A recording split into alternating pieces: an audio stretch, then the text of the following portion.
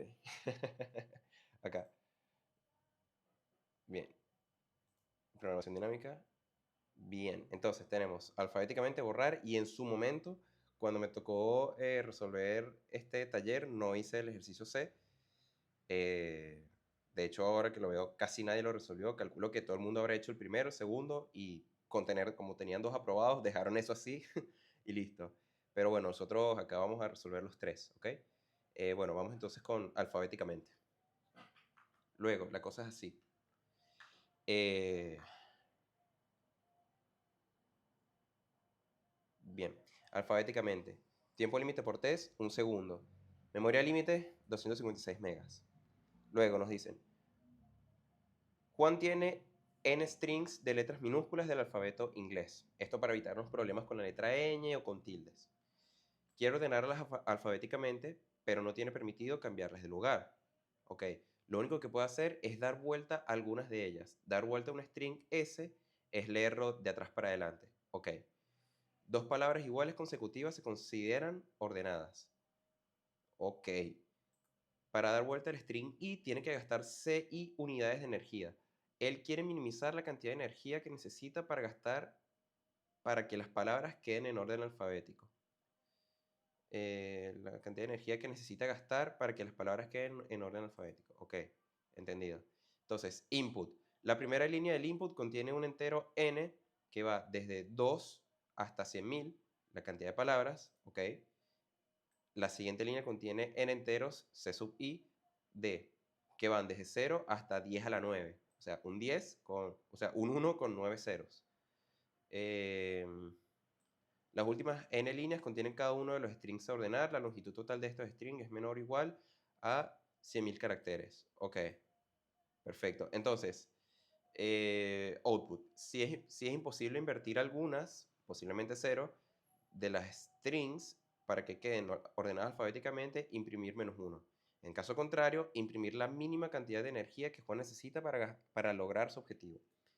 Ok, nos dan entonces un ejemplo, nos dicen, bueno, la primera línea era la cantidad de palabras que íbamos a tener, después íbamos a tener una línea donde íbamos a tener separado por espacios la energía que cuesta invertir el iésimo string, ¿ok? Y luego, después de esta segunda línea, vienen n líneas, o sea, vienen 3 líneas, en este ejemplo, que contienen los strings en cuestión, ¿ok? Entonces, lo que nos dicen es, en la primera línea, n strings. Esta línea acá va a tener n unidades de energía o n enteros, que es lo que cuesta invertir la iésima palabra. Entonces, nos dicen, para esta palabra, o sea, por ejemplo, para esta palabra, invertirla, pasar de ABC a leerla como CBA, nos cuesta 100 de energía. Para la palabra esta, EFG, nos dicen que para invertirla, o sea, en vez de hacer EFG y pasarla a GFE, nos cuesta 200. Y lo mismo para H y J. Si queremos invertirla, nos cuesta 300, ¿ok? Lo que nos dicen es, bueno, dado esto de acá, esta serie de strings, eh, colócalos alfabéticamente, pero solamente viendo si se pueden invertir o no, ¿ok? Acá, bueno, vemos que está en orden alfabético de entrada porque sabemos que ABC, el string ABC es menor, tiene un orden lexicográfico menor a EFG y a su vez EFG tiene un orden lexicográfico menor que H y J. Entonces no tuvimos que mover nada del lugar y eso por eso el output es 0. Vamos a ver otro ejemplo. Nos dan como input 3 y estas son las energías. Para ZA, o sea, para ZA cuesta 100 invertirlo, para IB cuesta 200 invertirlo y para XC cuesta 300 invertirlo. Unidades de energía, 300 unidades de energía. Dice que el output es 300. ¿Por qué? Porque, como podemos ver, ZA es mayor que IB. ¿Ok? Entonces, ¿qué podemos hacer para tener este orden psicográfico? Podemos en principio darle vuelta a ZA. Le damos la vuelta a ZA para leerlo como AZ. Eso ya nos cuesta 100. Y luego tendríamos algo como AZ es menor que IB. Hasta ahí vamos perfecto. Luego tendríamos algo como IB es menor que XC. Como sabemos, IB es mayor que XC.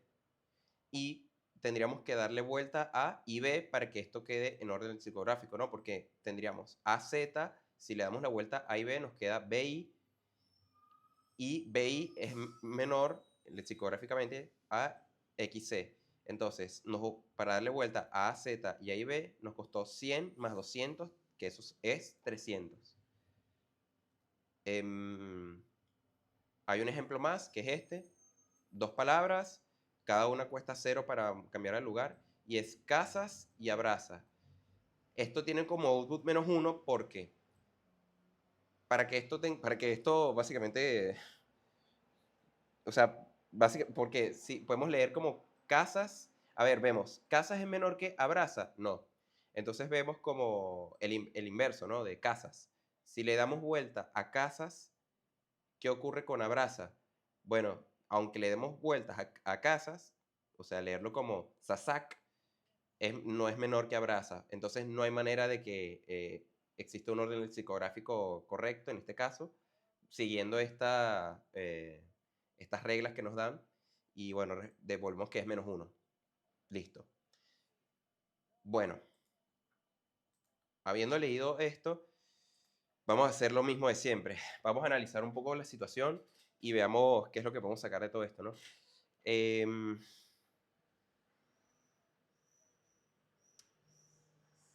Podríamos en principio, bueno, analizar el tema el tamaño del input, ¿no? Podemos ver que, bueno, nos dice que la primera línea puede contener entre 2 y 100.000 palabras, o sea, mucho, varias palabras, la verdad, muchas palabras. Y que el largo de esas palabras va desde 0 hasta 100.000. De paso, bueno, podemos tener,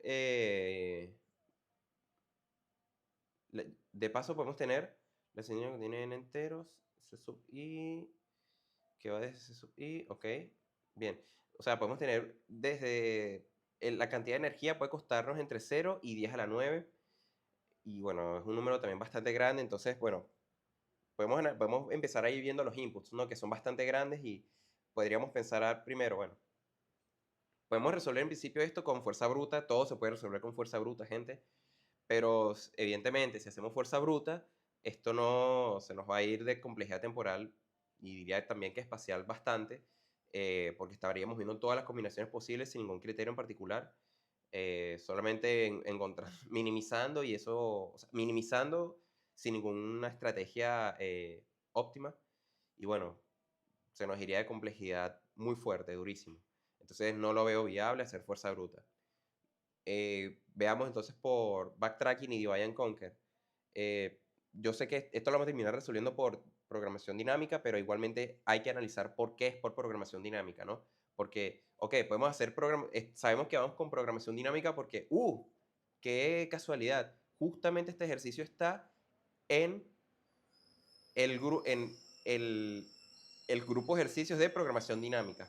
Y no va por ahí, o sea, no, en el parcial no te van a decir, che, esto sale con programación dinámica. A lo mejor sí te dicen algo como eso, pero muy probablemente no. Así que hay que aprender a analizar eso, ¿no? Entonces, nos dicen que podemos hacer con backtracking, pensemos.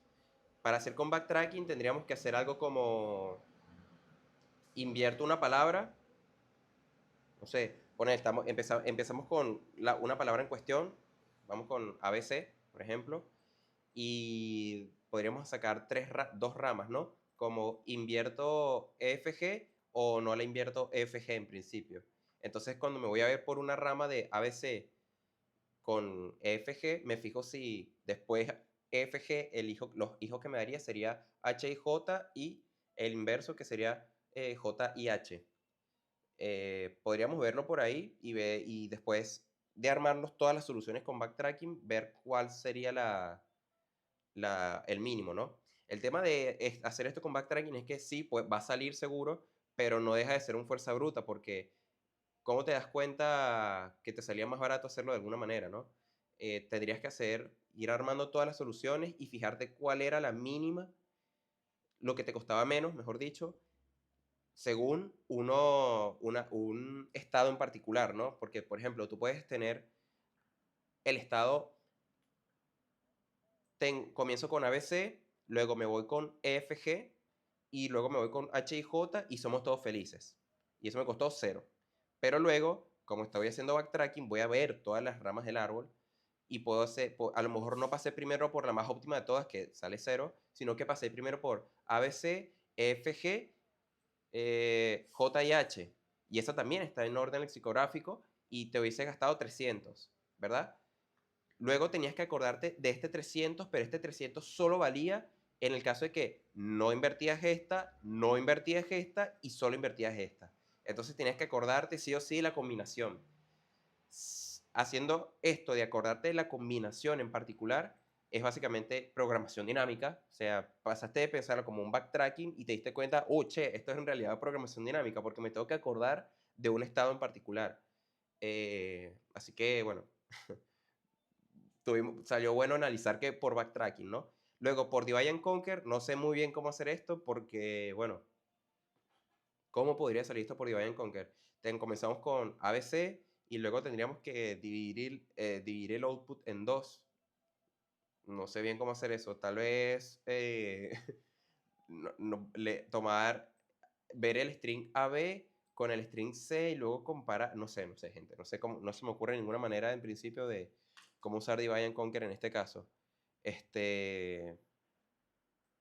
Así que nada, yo iría en principio viendo esto de lo que estamos hablando, ¿no? Que puede salir por backtracking, pero cuando lo hacemos con backtracking nos dimos cuenta que para que saliera por backtracking teníamos que empezar a acordarnos de cosas, de estados en particular, que hacer backtracking, acordándote de los estados por los que ya pasaste, es lo mismo que programación dinámica.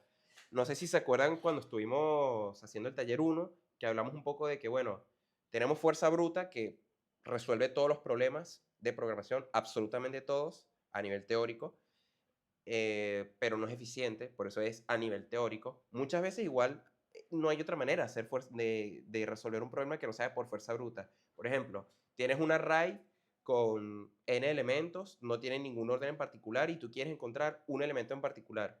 Y bueno, ahí lo que te queda hacer es una búsqueda lineal y eso es fuerza bruta porque estás viendo todas las posiciones del array. Y no creo que haya una opción más óptima para eso. Entonces, nada, a veces fuerza bruta es lo único que se puede hacer y sabemos que por fuerza bruta resolvemos todo. Para este ejercicio en particular, sabemos que no es óptimo porque son muy grandes los inputs y en principio se puede mejorar. Entonces, nada, fuerza bruta no es una opción. Pensamos luego en backtracking, que es como la que le sigue, que es básicamente backtracking un fuerza bruta sofisticado, porque hago fuerza bruta, pero antes de mandarme a hacer la recursión o seguir haciendo esto de la lógica de la fuerza bruta, de comparo todas las combinaciones, bueno, antes de irme a hacer eso, me fijo, che, hacer esto me lleva o no a una solución factible, a algo que sirva. Bueno, hago esa comparación, ese condicional, esa guarda, si quieren, y me fijo si entro o no a ver esa combinación en particular. Eso es backtracking, o sea, fuerza bruta sofisticado. Luego, ahorita en este ejemplo, vimos que estamos haciendo algo como eso, pero al mismo tiempo nos tenemos que acordar de datos anteriores, ¿no? Nos tenemos que acordar de estados anteriores. Bueno, eso es programación dinámica y por lo tanto podemos concluir algo así como que programación dinámica es backtracking sofisticado, ¿ok? Entonces, fuerza bruta es la base, backtracking es fuerza bruta sofisticado y programación dinámica es un backtracking sofisticado. Así que piénsenlo de esa manera para resumirlo de forma simple y muy burda. A lo mejor hay gente que no está de acuerdo, pero es una forma simple de verlo, ¿no? Luego, vamos entonces a resolver esto por programación dinámica. Em, para resolver esto con programación dinámica, tendríamos que pensar, ¿no? ¿Qué podemos hacer? ¿Qué podemos guardarnos o acordarnos que nos permita ir poco a poco construyendo una solución? Y que aquello que nos estemos guardando o acordando con la memorización o memorización, sea el dato más chiquito posible, que me ocupe la menor cantidad de espacio posible o complejidad espacial. Porque, ok, si hacemos programación dinámica al estilo bien de fuerza bruta, tipo, hago todas las comparaciones. ABC con, comparo el string ABC con el string FG y con el string HIJ, pero también comparo ABC con el GFE y con el string JIH y a su vez con el string GFE y con el string HIJ. O sea, ver todas las combinaciones posibles. Y eso no es óptimo porque estoy haciendo fuerza bruta, pero acordándome los resultados. Entonces, me gasté toda la complejidad espacial y me gasté toda la complejidad temporal. Entonces, eso no sirve. Tendríamos que buscar una manera más óptima de acordarnos de los resultados anteriores, pero con menor complejidad espacial, ¿no? Porque al final vamos a hacer todas las combinaciones posibles a nivel temporal, pero minimizamos la complejidad espacial. Eso es lo que queremos hacer. Entonces, podríamos pensar cómo resolver esto, ¿no? Así que nada, vamos a pasar a papel y lapicera y ver qué se nos ocurre, ¿no? Así que yo me voy a venir para acá, que me vean un poco más de grande. Ahora voy a desaparecer y vamos a aparecer ahora con papel, ¿ok? Listo. Entonces, estamos ahora con papel. Nos habían dicho, vamos a tratar de hacer algunos ejemplitos del input bien a mano, a ver si se nos puede ocurrir alguna manera de optimizar esto, ¿no? Hagamos con el ejemplo 1, que nos dijeron que tenemos 3 palabras. Vamos a hacerlo con este color. Podemos decir que, ahí creo que se lee bien, perfecto. Podemos decir que la cantidad de palabras es 3. Luego, el otro input sería las energías. Energías, que eso es un array, bueno, es un string en realidad, que es el siguiente, 100, 200 y 300. Todo esto lo estoy sacando de la página, de lo que nos dieron por input. Y bueno, después nos dan los strings, que los voy a anotar así. Si me lo permiten, strings. Si me lo permiten, lo voy a anotar de esta manera. Lo voy a anotar como un array que tiene el string 1, ABC, luego el string 2, que sería FG, y luego este string HIJ. Ok. Luego, podemos pensar cómo acordarnos de los resultados, ¿no? En principio, como no nos ponen ninguna limitación para acordarnos de los resultados, podemos hacer cualquier cosa, ¿no? Podemos utilizar tuplas, listas, diccionarios, matrices, árboles, lo que sea, literalmente. Grafos, aunque grafos lo vamos a ver más adelante, después del segundo parcial, en el taller 3. Después del primer parcial, perdón. Podemos usar cualquier estructura que queramos. Alguna generalmente, y esto se los doy como consejo para programación dinámica, y en general para la materia en programación dinámica, ¿no? Generalmente, ¿no? Funciona mucho la matriz. ¿Por qué? Porque los ejercicios que nos suelen tirar en la materia para programación dinámica son ejercicios del estilo, tienes que ver todas las combinaciones posibles utilizando el dato más chiquito posible que te permita reconstruir la solución que tú quieres, ¿no? Entonces, esto que estuvimos hablando suele funcionar muy bien con las matrices. ¿Por qué? Porque si tú te haces una matriz, pues estarías viendo todas las combinaciones posibles y si utilizas el dato más pequeño posible, reduces el tamaño de una matriz, ¿no? ¿Puedes utilizar un diccionario también? Por supuesto que sí. ¿Qué pasa? Generalmente los diccionarios están implementados sobre árboles y eso suele ser más pesado a nivel espacial, en complejidad espacial. Entonces, no suele ser muy útil a veces utilizar diccionarios. ¿Es válido? Repito, ¿es válido utilizarlos? Sí. ¿Puede funcionar un diccionario en un caso en particular?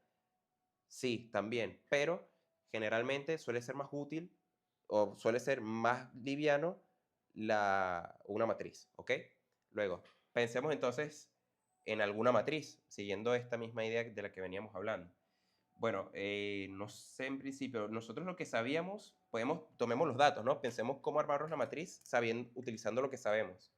Como siempre, el color de sabemos que es naranjita. Entonces, ¿qué sabemos? Sabemos que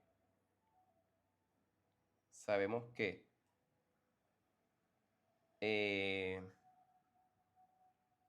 nosotros en principio sabemos que el orden no nos interesa, el orden no podemos cambiar el orden de estas palabras, ¿no? Tipo ABC la cambio por FG y FG la muevo de lugar con HJ, al estilo como que las intercambio así, ¿no? Tipo, esto no se puede hacer, no es válido. Entonces, nosotros sabemos que lo que tenemos que ver, sí o sí, es el reverso, ¿no? Lo único que podemos hacer es ver el reverso, o sea, esto de le doy la vuelta a este mismo string. Por lo tanto, tenemos que ver, sí o sí, tenemos que ver los reversos.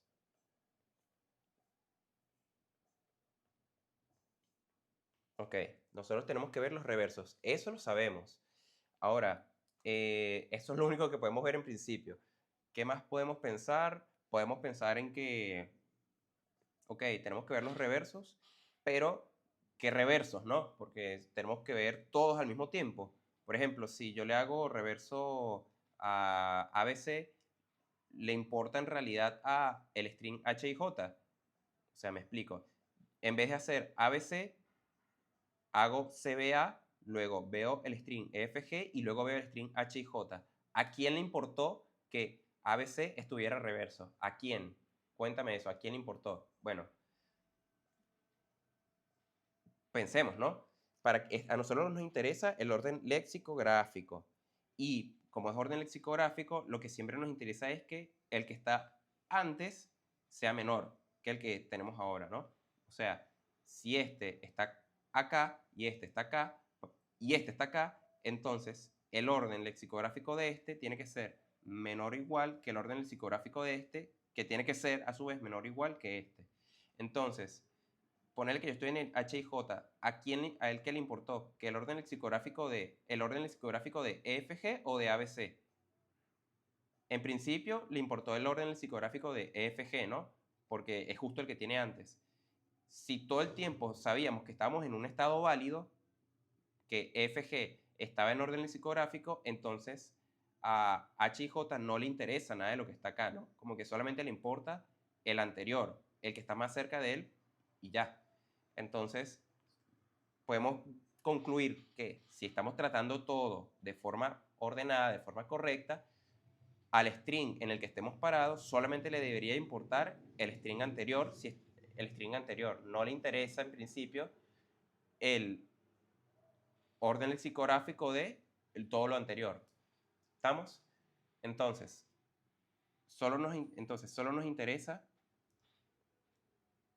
solo, voy a hacer esto. A nosotros solo nos interesa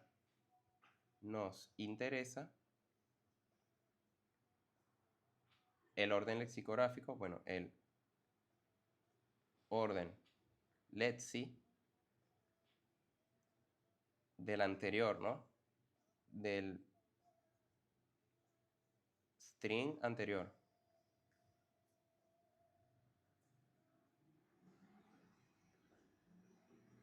¿Ok?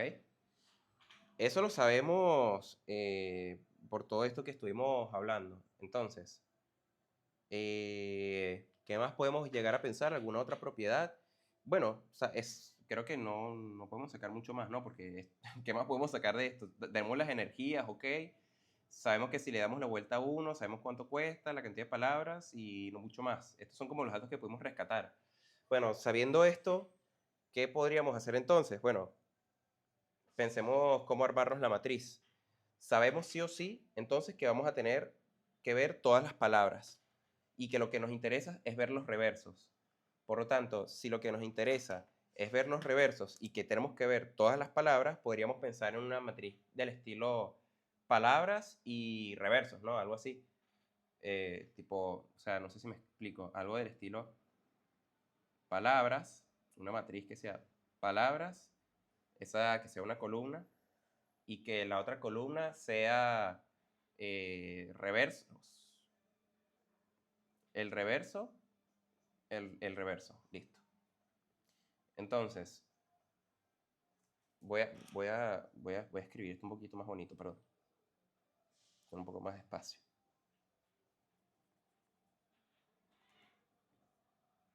Entonces, reverso.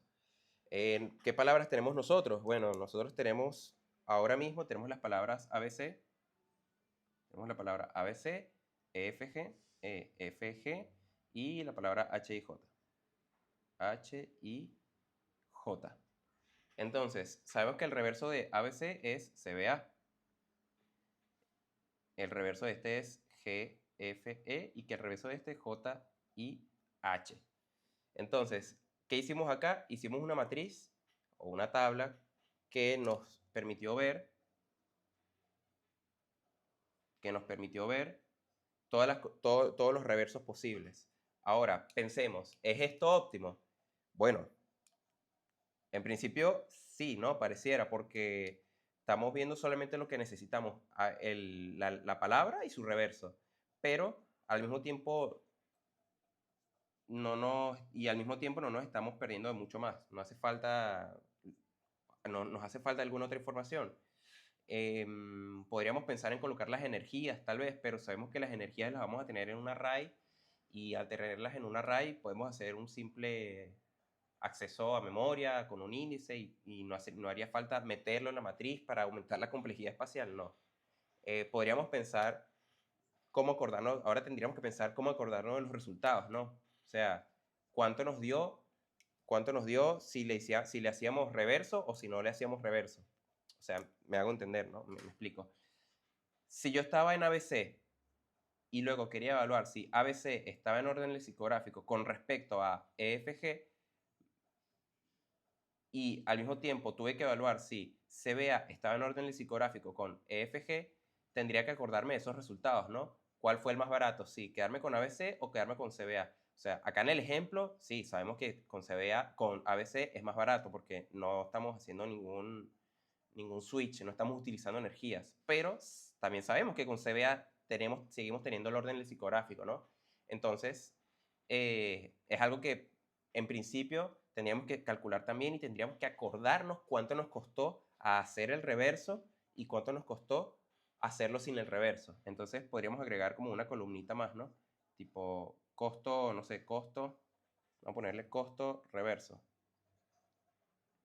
y costo base, sin reverso, o sea, costo base, ponerle.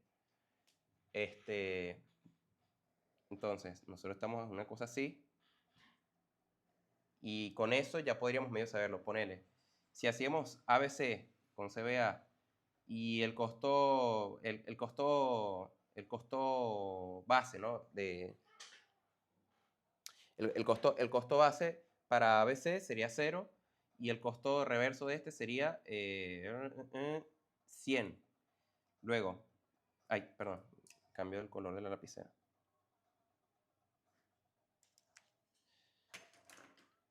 Entonces el coste reverso sería 100 y este sería 0. Luego, a EFG, a este string, tendríamos que ver, EFG es mayor o igual que ABC, sí. Entonces, ¿qué tendríamos que ver? El costo base en principio. Entonces, ¿el costo base cuánto sale? 0. Por lo tanto, si a EFG no le hago nada, porque no me hizo falta, no le hice no le tuve que ver el reverso, entonces podemos ver que su costo base nos salió 0, porque vimos que EFG es mayor o igual que ABC, y ABC en su costo base le salió 0. Como no le hicimos reverso ni a este ni a este, entonces basta con ver cuánto nos costó el costo base del anterior, o sea, 0. Luego, el reverso de este, o sea, EFG, es mayor o igual que el reverso de que este como base, sí, también es válido. Entonces, ¿qué tendríamos que ver? Bueno, ¿cuánto nos costó ¿Cuánto nos costó no darle vuelta a este, o sea, 0, y cuánto nos costó darle la vuelta a este. En este caso nos hubiese costado 200. Veamos qué tenemos nosotros en costo base, o sea, acá, perdón, en costo de hacerle el reverso sería 200. Luego, hagamos la otra comparación. El string EFG es mayor o igual que este que se vea. Sí, es mayor o igual, o sea, está también en orden lexicográfico. Entonces, veamos. A este no le hice reverso y a este sí le hice reverso. Entonces, ¿cuánto me costaba hacerle reverso a este? 100. Ok. Entonces, ¿cuánto? Este, como no le hice reverso, es un 0. Por lo tanto, como no le hice reverso a este, tengo que venirme a su costo base y ver qué es lo que tengo acá, un 0. Pero a este 0 le tendría que sumar lo que me costó hacerle reverso a este, que salió 100. Entonces, esto sería 0 más 100. Ah, pero vamos a pensar, nosotros lo que queremos es minimizar el costo. ¿Nos conviene sumarle 100 el costo a este? No, no nos convendría en principio, porque si ya tenía 0, que estaba gratis, ¿para qué le voy a sumar 100 a esto? ¿Para gastar energías al Pepe? Por supuesto que no, no es lo ideal. Entonces, vamos a hacer como que no vimos eso, hagamos la vista gorda y ya está. Entonces, siguiendo con esta idea, ahora, veamos el reverso de GFE. Es muy parecido a lo que acabamos de hacer, pero ahora viéndolo acá. GFE comparado con CBA. ¿GFE es mayor o igual lexicográficamente que CBA? Sí. Entonces, ¿cuánto costaba darle vuelta? ¿CBA está en reverso? Sí, lo saben porque está en la columna de reverso. Por lo tanto, ¿qué podríamos hacer? Bueno, fíjate, ¿cuánto te costó darle vuelta a CBA? Costó 100. Ahora, ¿cuánto costaba darle vuelta a GFE? Costó 200. Entonces, el costo reverso de hacerle reverso a este era el 200 más los 100 de acá, o sea, 300, pero lo mismo, 200 más 100 da 300 y 300 es mayor que esto y nosotros queríamos minimizar, por lo tanto, no uso ese resultado. Finalmente, venimos para acá. No nos va a partir de este momento sabemos que EFG en estos dos datos que tenemos acá son los datos más óptimos posibles, ¿no? Porque ya vimos todas las combinaciones de hacer este con el anterior y por lo tanto no hay manera de que se nos escape alguna combinación. Entonces, veamos H y J con este que está en base. H y J con EFG. H y J es mayor o igual que EFG. Sí, entonces, como es mayor, no habría que hacerle no habría que hacer ni reverso, no habría que ver ni el reverso de este, que no lo estamos viendo ahora, ni el reverso de este. Por lo tanto, el costo base de este sería el costo, lo que nos costaría llegar a este string sería su costo base, o sea, 0, y le sumamos el costo base de este, porque no le dimos vuelta. Entonces, este sería 0 de el H y J porque no le dimos vuelta, más lo que nos cuesta no darle vuelta a este, que sale 0, lo que teníamos acumulado acá. Como nos salió 0, entonces todo cheto, mantuvimos un 0 acá. Ahora, veamos, H y J están en orden lexicográfico comparado con GFE, o sea, H y J es mayor o igual que GFE también. Entonces, ¿cuánto cuesta el costo base de este? 0. ¿Y cuánto cuesta darle vuelta este? Bueno, su costo es de 200, ¿no? El más óptimo que encontramos fue 200. Por lo tanto, el costo base de este sería 0 más lo que nos costaba darle vuelta a este, que era 200.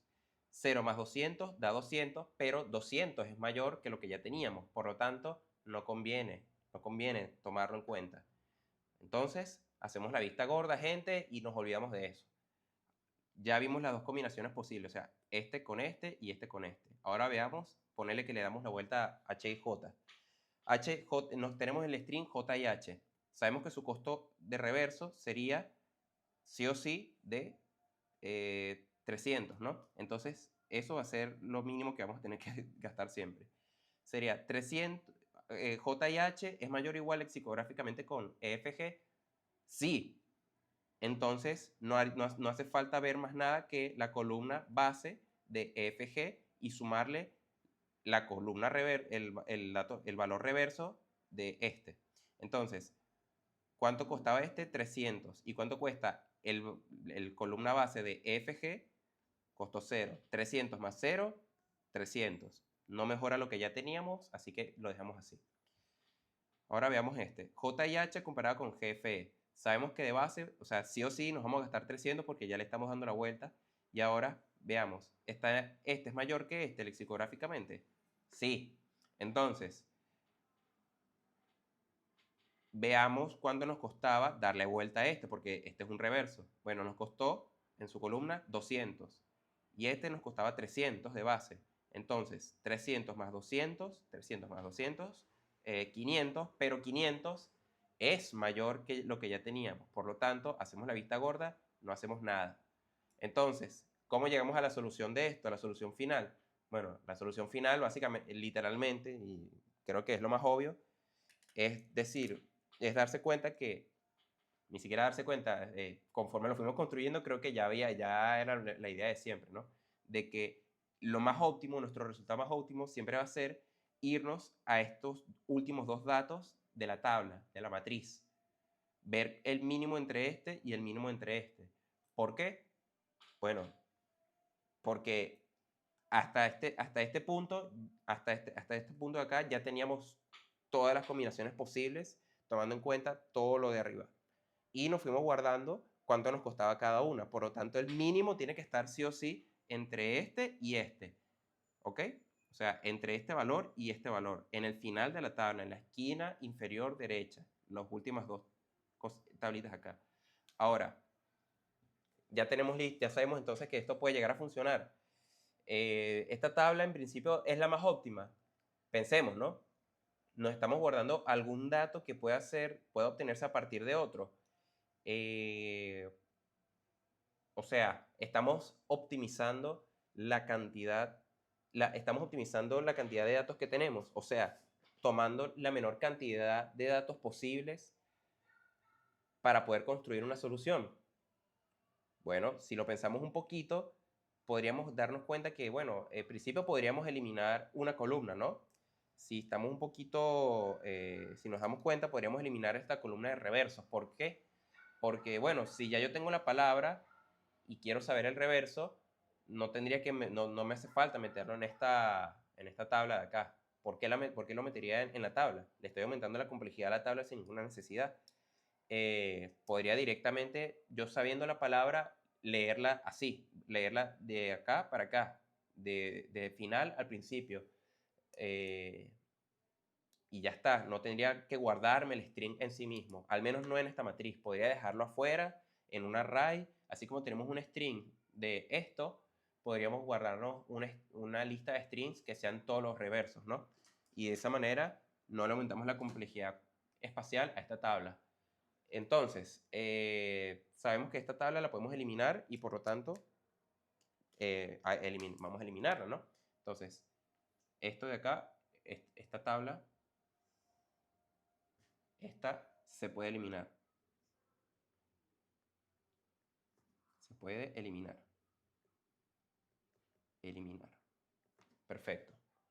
Entonces, si eliminamos esta tabla, ponerle que no está esto, o sea, así, esto no está, nos quedaría una tabla que tiene la primera columna, las palabras, y las otras dos columnas sería lo que me costó en hacerle reverso y lo que me costó en no hacerle reverso, ¿no? Estamos tomando algún dato extra que no podríamos obtener de algún lado. Perdón, estamos optimizando la cantidad de datos que estamos tomando. Bueno, responder eso es lo mismo que pensar qué dato de esta tabla podría obtener de otro lado más chiquito. Bueno, en principio no se me ocurre en ningún lado, ¿no? Porque las palabras las tenemos, sí o sí. El acceso, podríamos sacar esta columna de palabras, pero se vuelve un poquito medio que lo mismo, ¿no? Porque al final tendríamos que acceder por posición de memoria y podríamos pensar esto como tomo solamente esta matriz de n filas, o sea, con n tomando n igual a la cantidad de strings, ¿no? Tenemos o cantidad de palabras, tendríamos una matriz de cantidad de palabras, ¿sí? De este tamaño, y con 2 columnas nomás. Entonces, esta columna también la podríamos eliminar en principio. Diría que sí. Porque podemos acceder a sus datos por índice. Entonces, se puede eliminar. Perfecto. Entonces, ¿qué nos quedó? Esta tablita que aquí sí es verdad que ya no, creo que no podemos hacer mucho más, gente. ¿Qué más podríamos eliminar de esta tablita? No sé. Y diría que no mucho más, ¿no? No mucho más, gente. No mucho más porque si eliminamos el costo base, entonces, ¿cómo me acuerdo el costo reverso? O cómo, sin acordarme el costo base, ¿cómo puedo saber cuál era el óptimo, ¿no? Más adelante. ¿Cuál era lo más chiquito, el mínimo de todos? Diría que en principio esta es la matriz más pequeña que podríamos obtener. Así que hagamos la implementación de esto así como estamos y veamos si esto pasa los tests o no. ¿Ok? Entonces, voy a dejar un segundo, voy a dejar un momentito acá para que analicen la situación, ¿no? Para que vean, a ver si entienden la matriz. Cualquier cosa, saben que siempre pueden preguntar por el chat.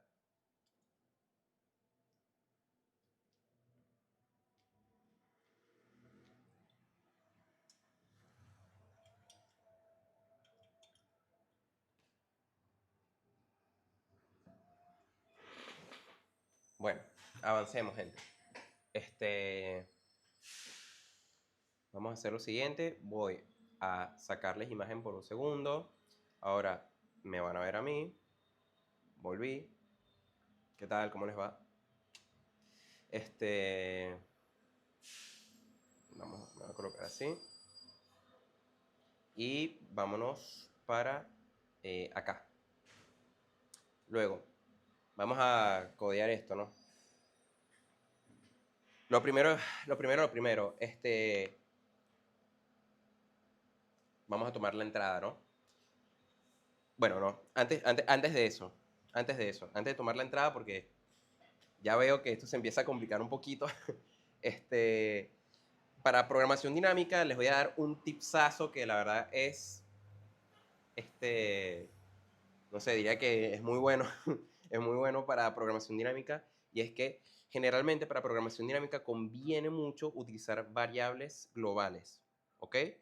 O sea, tú tomas vieron que en el taller anterior tomábamos el input y ese input lo devolvíamos como en un return de la misma función para tomar el input, ¿no? Bueno, ese return nos daba, no sé, una tupla, y esa tupla se la pasábamos como argumentos a una función, que era la que resolvía el problema. ¿Qué es lo que está pasando ahora? Que en programación dinámica ya estamos haciendo uso de bastante memoria espacial en principio, y por ahí no conviene pasar argumentos de esa manera, sino que conviene pasar argumentos como variable global, como por referencia, ¿no? Si no es como variable global, lo pasas como referencia, pero dependiendo del lenguaje, eso es más o menos fácil. En Python, si tú lo pasas como argumento, Python, o sea, si tú pasas por argumento una matriz, Python lo va a pasar como referencia, no va a pasarlo por copia, y va a salir bastante barato. Pero lo normal, lo clásico, es pasarlo como variable global y ya está, que eso es como la referencia directa. La idea sería no caer en tantas cosas de así es como funciona este lenguaje de programación, y tienes que asumir que en todos los lenguajes va a ser igual. No, vamos a tratar de ser un poquito más conscientes en ese aspecto, y hagamos más o menos como lo estándar, lo clásico, pasarlo por variable global. Entonces, lo primero, vamos a tomar la entrada. Tomar la entrada y veamos cómo se veía este input, ¿no? Este input era la primera línea, la cantidad de palabras. Luego, un string que va a tener las energías, y luego viene n líneas de palabras. Entonces, vamos a ver, tomamos eso. Primero sería la cantidad de palabras, que sería un hermoso input, que le tendríamos que hacer convertirlo a entero. input para leer esa línea, ¿no? Hacemos el input para leer esa línea. Recuerden que con input leemos una línea por consola en Python. Hay otra forma de hacerlo que es utilizando a sys, importando así. Importamos a la librería sys, que es nativa de Python, la pueden utilizar y funciona también y va un poquito más rápido, pero, o sea, haciendo esto sys.standardinput stdin.read, ¿no? Y con esto ya leen una línea, readline en realidad. Ahí está. Leen la primera línea de la consola, que es un poquito más rápido, sí, pero estás escribiendo más, importando cosas y como que, no, bro, mejor hazlo así, que queda más lindo y por ahí funciona. Si no sirve por un motivo de eficiencia, bueno, importa sí si te fijas si con eso anda, porque a veces sucede, ¿no? Entonces, cantidad de palabras es eso. Luego viene el input. Como input nos viene una línea que son las energías. Son las energías que son, esto sería en realidad un input, pero este es un input que está separado, que las energías vienen separadas por espacio, entonces hay que hacerle un split, que el separador sea este, y en principio podríamos construir de una vez la lista, ¿no? Podemos tomar eso como una lista, que esto sería, eso lo podríamos hacer así, sería un list de, no, list, sí, list de mapear la función int, ¿a quién? Eh, a esto. Y ya. O sea, por ahí como que lo estoy haciendo muy, muy en una sola línea todo. Lo que va a ocurrir es, leemos la línea, leemos la primera línea, input.split, y hacemos el split. Recuerden que devuelve una lista de strings, ¿no? A esta lista le vamos a mapear la función int, que lo que va a hacer es, cada número de energía que es un string lo vas a convertir en entero. Y este map devuelve un iterador, si no me equivoco. Entonces lo que tenemos que hacer es convertirlo a lista, y con eso ya estamos. Entonces, ahora que vendría las palabras, que las palabras en principio es la lista de input, de input for in range, o sea, hacerle input a cada línea, ¿cuántas veces? Cantidad de palabras. Esto es muy pythónico, lo entiendo, entonces vamos a escribirlo de una forma un poquito más clásica, que sería así: for lo que sea in range de cantidad de palabras, entonces a palabras le vamos a apendizar la palabra, ¿no? Vamos a tomar la palabra, que es un string, y esa palabra la vamos a meter en Python, en la lista, ¿ok? Pero, si se acuerdan, ojo con eso, gente, ojo con eso, también teníamos que pensar en los reversos, ¿no? Podemos podemos calcular el reverso en tiempo, o sea, en tiempo de ejecución. Al momento de tomar el input, sí, podemos calcularlo, y de hecho podemos guardarlo de forma eficiente, muy eficiente, de hecho, utilizando una tupla. Podemos guardar que palabra sea la lista que adentro tiene tuplas, y la primera componente sea la palabra derechita, normal, sin reverso, y que la segunda componente sea la palabra en reverso. Entonces, nosotros en Python, para poder tomar un string y darle vuelta, hacemos esto. Si no me equivoco, era así. Si no me equivoco, después podemos confirmarlo, pero si no me equivoco, así es como se le da vuelta a un string, digamos, literalmente lo lees de atrás para adelante. De fin a principio. Entonces, de esa manera nos guardamos muy eficientemente el reverso.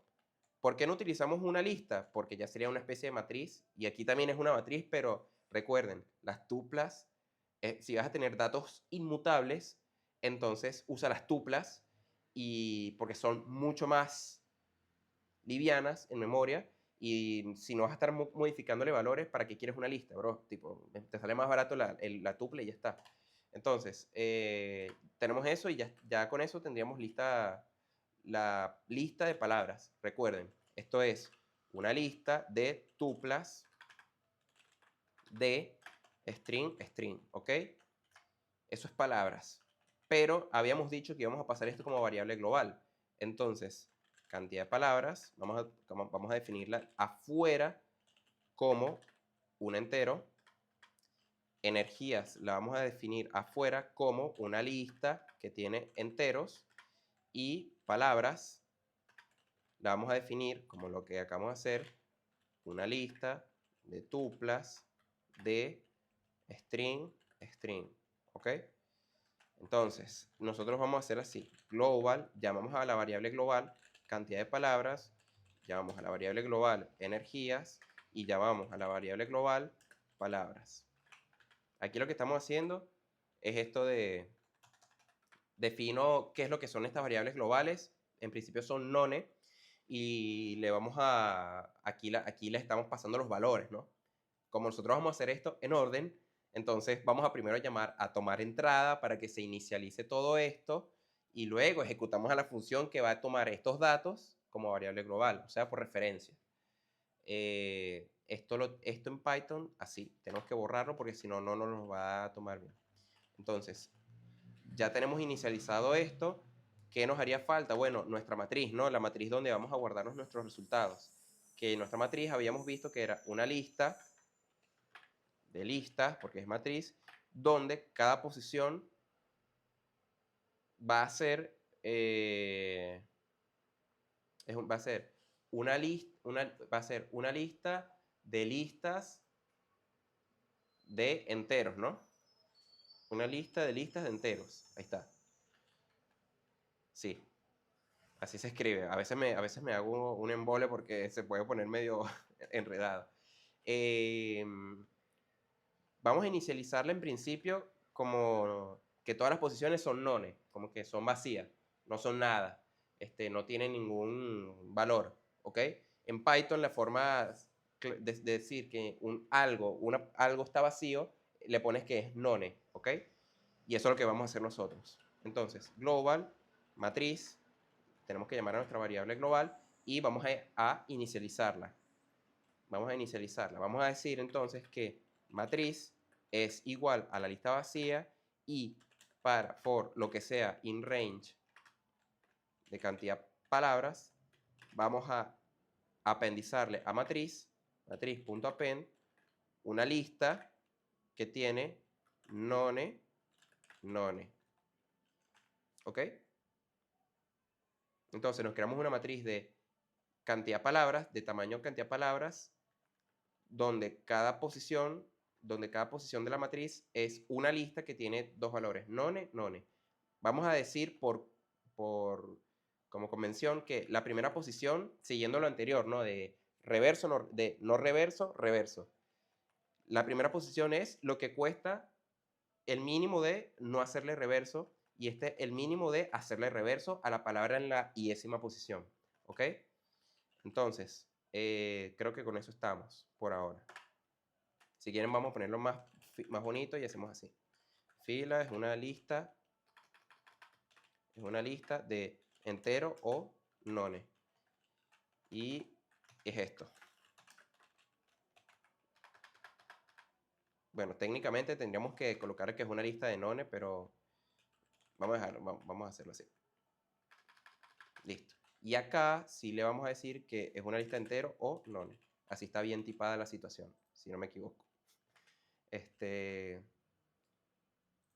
Listo. Ya tomamos el input, creo que con eso ya está.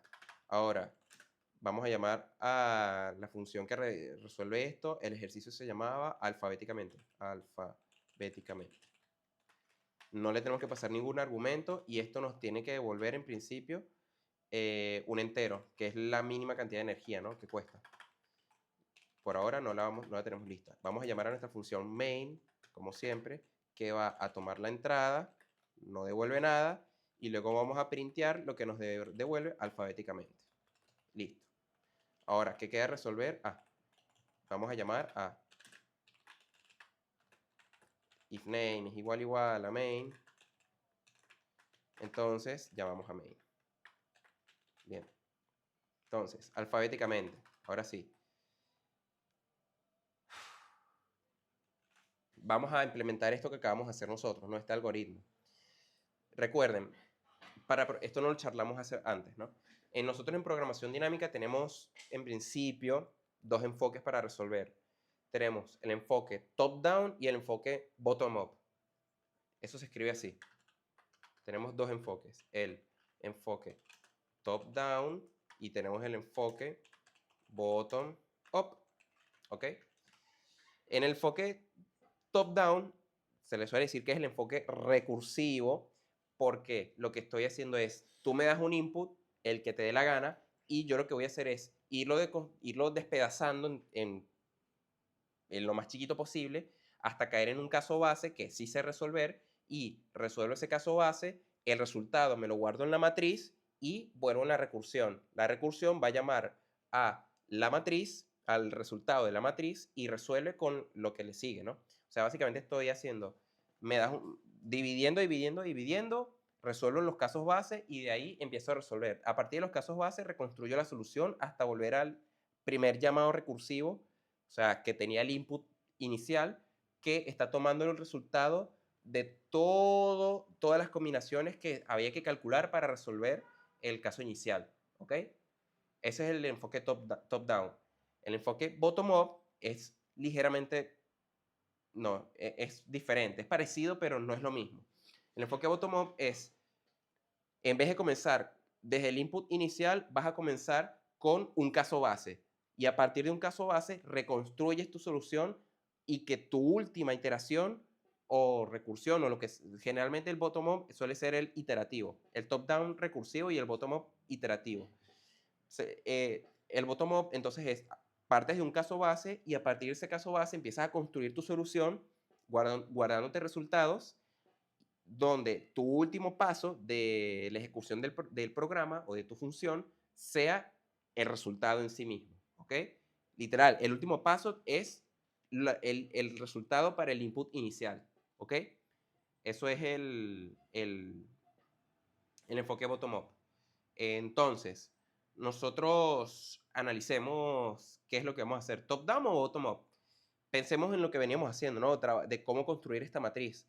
Nosotros, en principio, partíamos de la primera palabra, después veíamos la siguiente, y después de ver la siguiente, la segunda, veíamos la tercera, pero la tercera solo le importaba la anterior, ¿no? No le importaba la primera. Entonces, podríamos pensar como que estoy partiendo de un caso,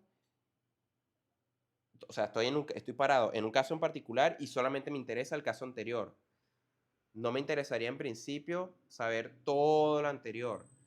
Podríamos pensar como que comienzo desde un caso base, si quieres, ¿no? Porque después de que resuelvo algo, después de que yo resolví algo en un estado en particular, yo veo el caso que sigue. No hago recursión en un caso anterior, porque no me interesa. Ya yo sé que lo que acabo de superar es lo más óptimo posible y por lo tanto no tengo que ponerme a hacer recursión o cosas raras en estados anteriores al que yo estaba. Por lo tanto, podríamos decir que esto va a ser un enfoque bottom-up. Va a ser un enfoque bottom-up porque vamos a partir de una especie de caso base y ya está. Entonces, vamos a utilizar el enfoque bottom-up. Ahora, pensemos, ¿cómo lo vamos a armar? Podríamos pensar primero tenemos que traernos lo que vamos a utilizar, que es nuestra matriz. Vamos a traernos también las energías, seguramente las vamos a necesitar. Y no sé si la cantidad de palabras vamos a necesitar, pero creo que también puede que sí. Entonces, nuestra matriz la vamos a necesitar sí o sí. Y pensemos alfabéticamente entonces.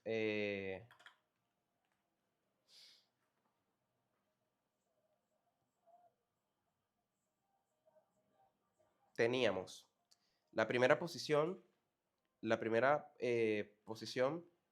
era lo primero que teníamos que hacer era pararnos en una palabra, ¿no? Teníamos nuestra primera palabra, for i, entonces for i tenemos que iterar, perdón, en nuestras palabras.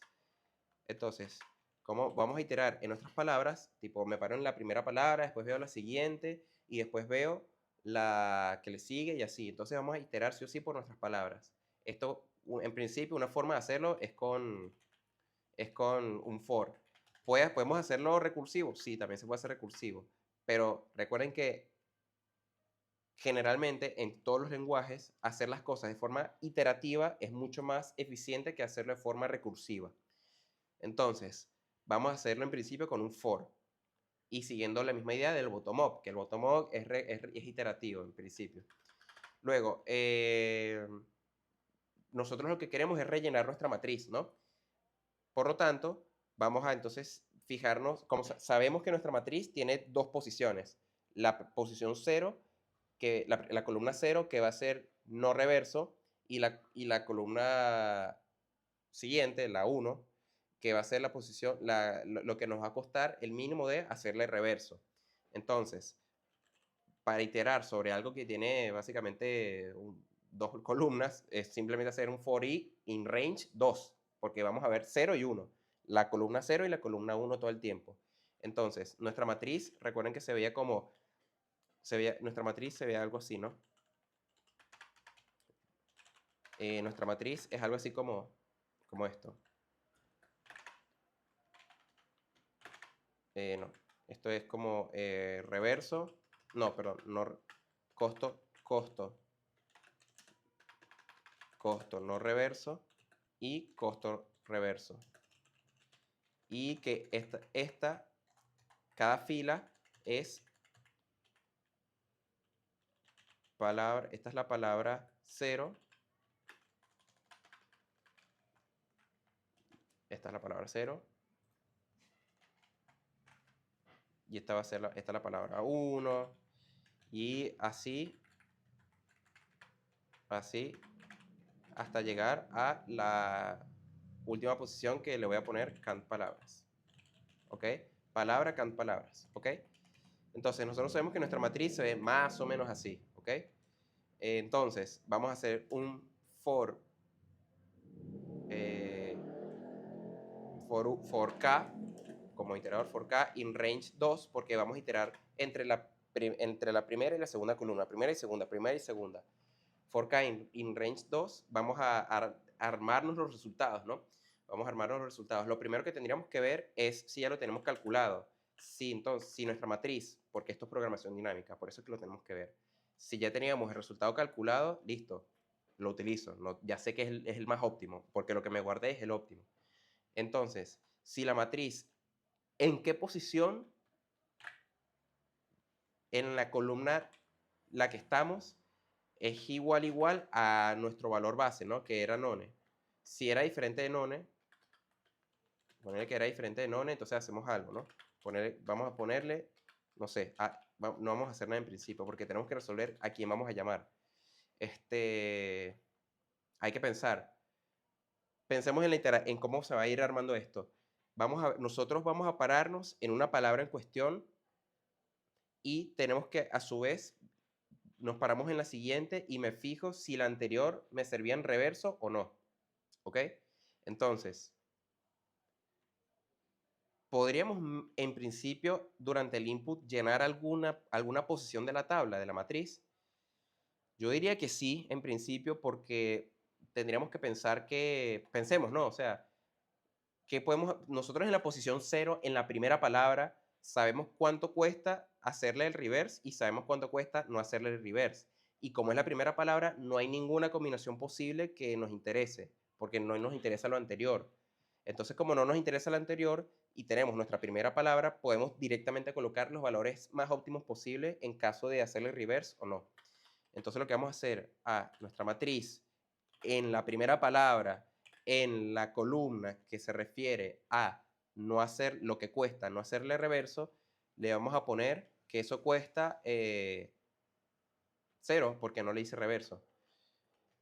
Ahora, la matriz en la primera palabra, en la columna de lo que sí cuesta hacerle reverso, lo que vamos a hacer es, nos vamos a energías y vamos a colocarle lo que cuesta, lo que nos cuesta hacerle reverso a esa palabra, que es lo mismo que hacer energías en la posición 0, ¿no? Porque estamos hablando de la palabra 0. Entonces, ahí ya tenemos esos valores inicializados. Ahora, cuando nos venimos a este for, ya sabemos que esto comienza en 0, ¿no? Porque va por cantidad de palabras. Pero si comienza en 0 y ya yo sé cuál es el valor óptimo de 0, no me haría falta ver esto. Tipo, me lo salteo, ¿no? Me lo puedo saltear, como puedo comenzar desde la posición 1. Entonces, si sabemos que vamos a comenzar desde la posición 1, pensemos entonces, ¿qué nos conviene, no? ¿Qué es lo que nosotros queremos saber? En principio queremos saber quién es. O sea, les pongo en contexto. Yo estoy en la palabra así. Vamos a hacerlo con un ejemplo, porque, para que se entienda. Yo estoy viendo la palabra ABC con la palabra EFG. Entonces, ahora yo no voy a comenzar. Esta es la posición 0. Esta es la posición 0. Y esta es la posición 1. Ahora, yo lo que voy a hacer es comenzar a iterar a partir de acá. Y yo lo que quiero ver es el mínimo entre hacerle reverso a este y no hacerle reverso a este, comparado con hacerle reverso a este y no hacerle reverso a este. Entonces, para ver eso, para saber el resultado anterior, tendríamos que ver si ya teníamos un mínimo de no hacerle reverso al anterior, ¿no? Si ya teníamos un mínimo de hacerle reverso o no al anterior.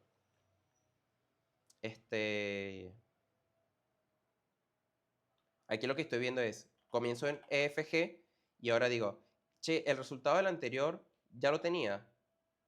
Bueno, si el resultado de lo anterior ya lo tenía, lo utilizo en principio. Como que ya...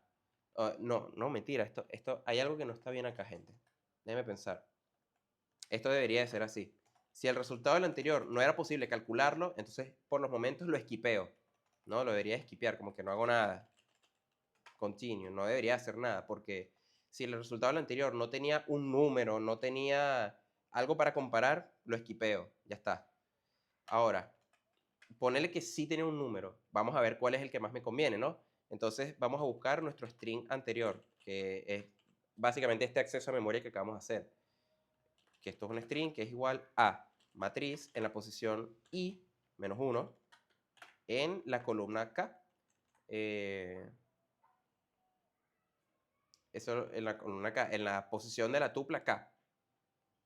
No, pero no es la matriz. Esto sería palabras. Palabras, ok. Ahora, nuestro actual, ¿quién sería? Nuestro actual sería palabras en la posición de i. Nuestra palabra actual. Vamos a ponerle así, gente, para seguir la convención. Pal anterior y esta va a ser pal actual. Entonces, la palabra anterior es una y la palabra actual es otra.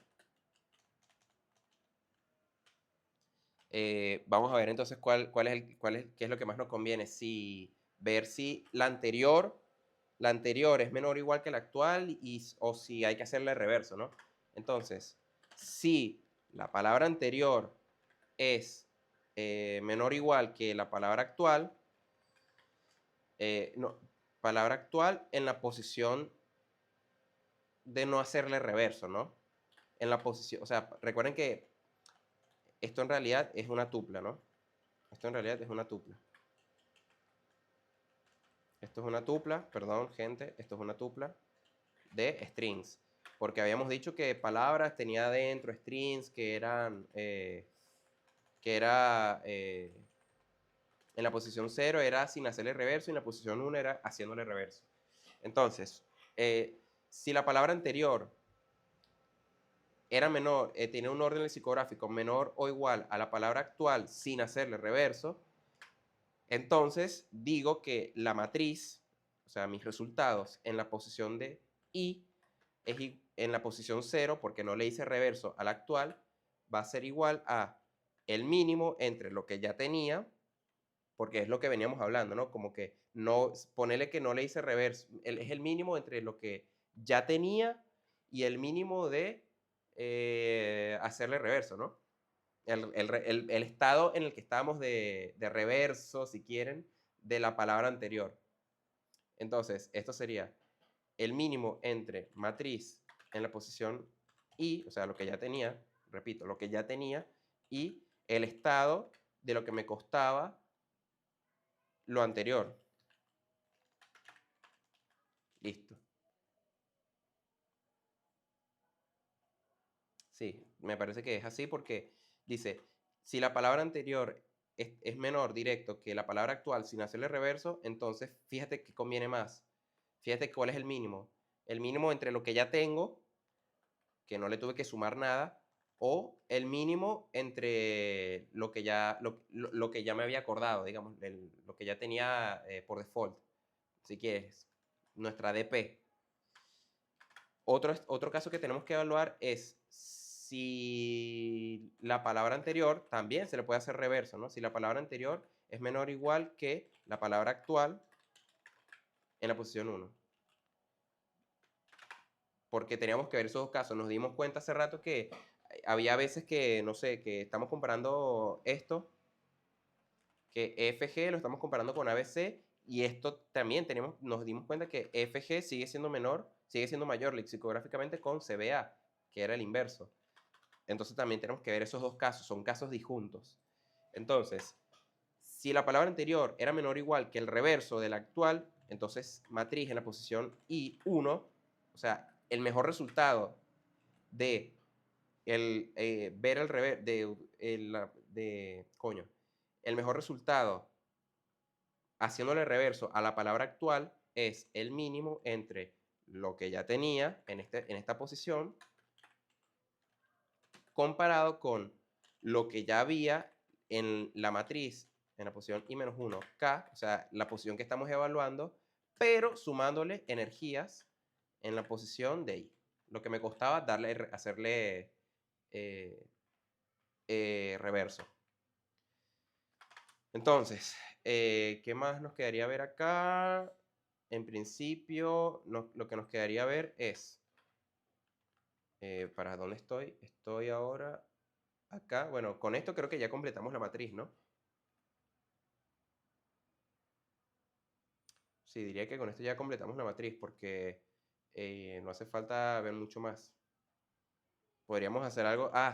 Tenemos que tomar en cuenta esto de que si no había manera, entonces tenemos que devolver -1, ¿no? Entonces vamos a ver el mínimo. Mínimo es un entero que es igual a. Vamos a ir directo, ¿no? A las últimas dos posiciones de la matriz.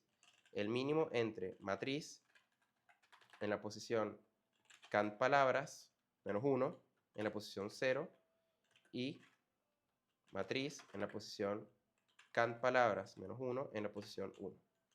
El mínimo entre no hacerle reverso y sí hacerle reverso a la última palabra, que es lo que repito, en esas dos posiciones finales está el valor más óptimo posible. Y luego retornamos el mínimo. Bueno, vamos a hacerlo así. Hay una forma muy pythónica de escribir lo que voy a escribir, que es esta. O sea, la forma, saber si devolvemos -1 o no, se hace así. En Python, ¿no?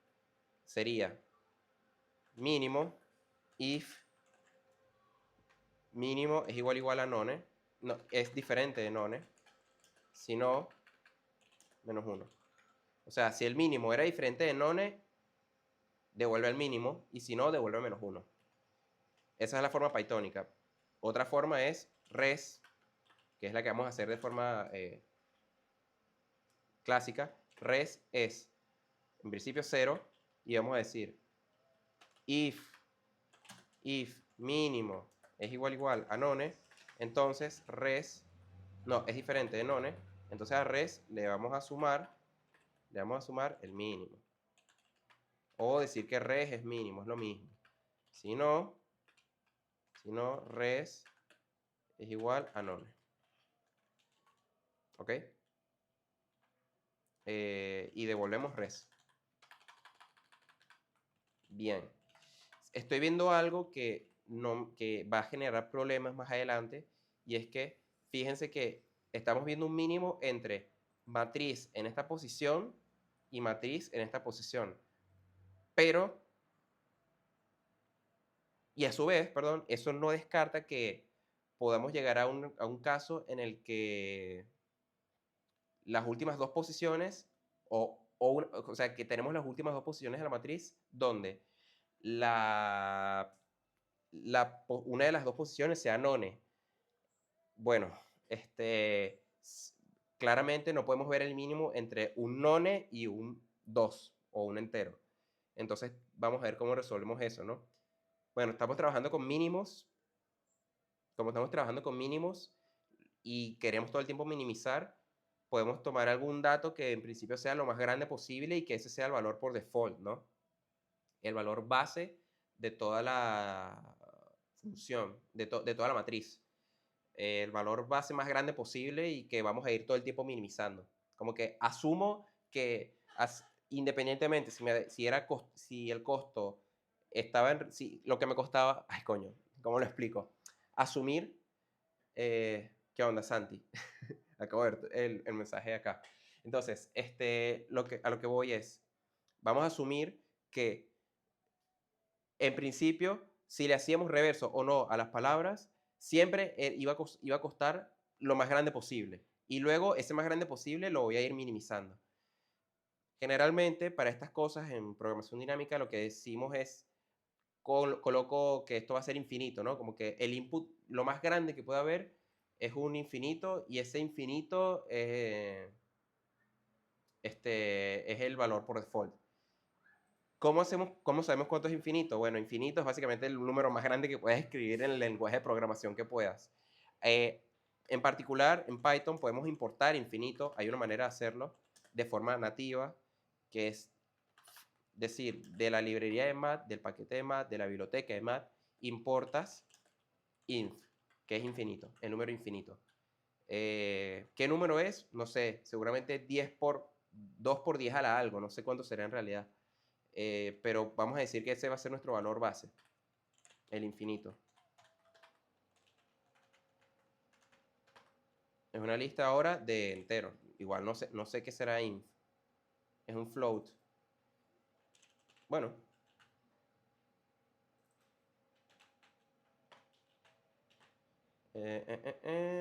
Y ahora acá, si el valor del matriz era infinito, o sea que no me servía, no había nada que hacer ahí, continúo.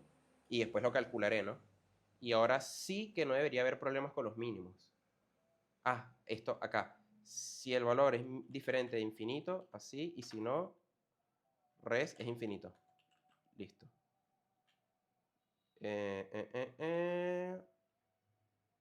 No. Si esto debería ser res, es menos 1. Porque si era infinito, teníamos que devolver menos 1. Ahí está. Y esto devuelve sí o sí un entero. Listo. Creo que con eso ya está, ¿no? Diría que en principio es eso. Así que, bueno, vamos a probar, como siempre, si pasan los inputs estos de acá. Acá. Y vamos a ejecutar, ¿no? Venimos por acá. Metemos este input. Dio 0, que es lo correcto. Porque no hay que cambiar nada. Luego nos venimos para acá.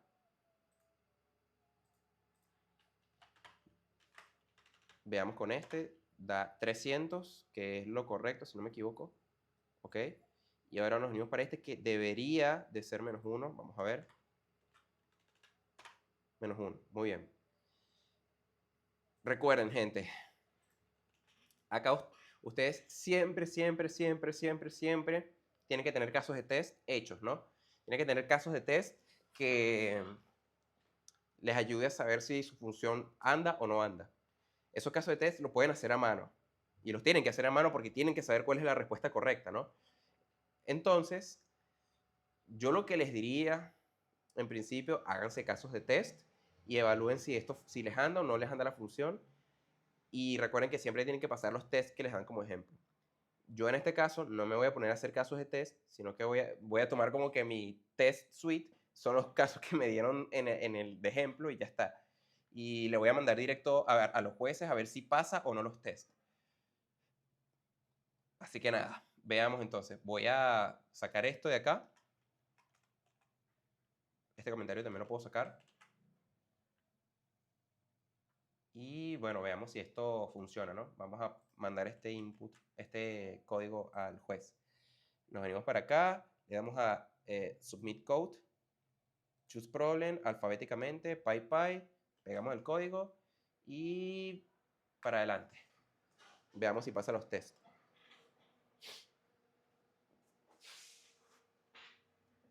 Bueno, mientras que esto carga, regreso. Ahí vengo, gente.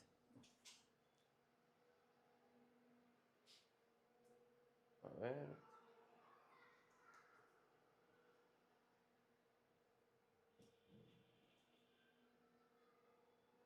Bien, por lo que veo pasó los tests, ¿no?